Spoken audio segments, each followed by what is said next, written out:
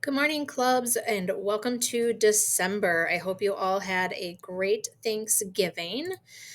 Last month, we talked about service to the armed forces, some project ideas, and we took a look at the hours that your members have been logging towards your club hours goal. This month, we're going to take a look at blood services.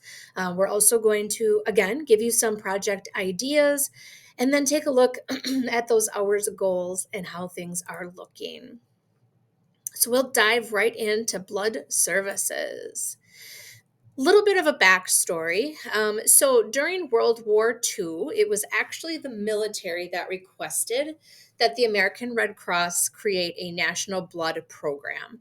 At that time, they collected more than 13 million pints of blood that could be used by the armed forces during World War II. After World War II, the Red Cross introduced the first nationwide civilian blood program. Today, we supply more than 40% of the blood and blood supply products in this country. So, what's the need when it comes to blood? Well, every 2 seconds, somebody in the United States needs blood. Approximately 29,000 units of red blood cells are needed every day in the US. Nearly 5,000 units of platelets and 6,500 units of plasma are needed daily in the US. The average red blood cell transfusion is approximately 3 units of blood.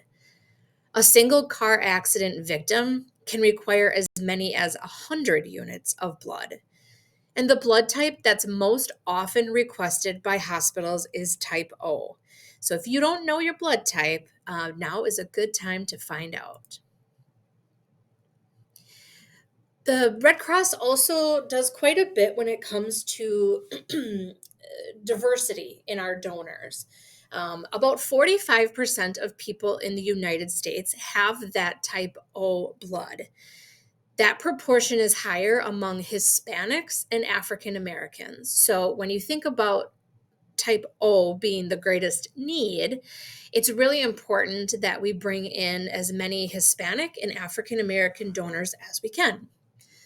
Type O negative red cells can be given to patients of all blood types, but only 7% of people in the US are type O negative. That's why it's always in great demand. So if you find out your blood type and you are O negative, just know that your blood is always needed.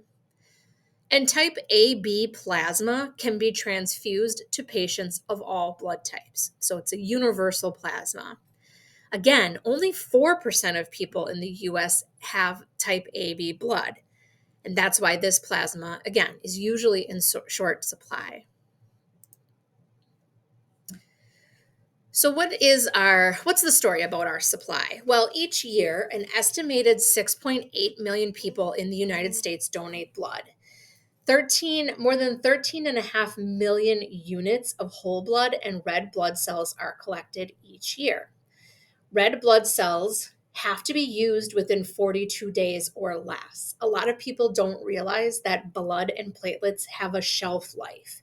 So if it's past 42 days, that blood can no longer be used. For platelets, the turnaround is much quicker. Platelets must be used within 5 days. So, who can donate? Well, this varies depending on what you're donating, if it's whole blood, power red, platelets, or plasma. So, I encourage you to visit the Red Cross Blood website to learn more about how to donate and if you're eligible. All right, project ideas. So, we are nearing the halfway point of the school year. So we've got a couple of options for you. Since we talked about blood services today, we definitely strongly encourage you to host or help at a Red Cross blood drive. If you're able to, we ask that you donate blood. And another really easy thing for your club members to do are write generic thank you cards that can be handed out to blood donors at our blood drives.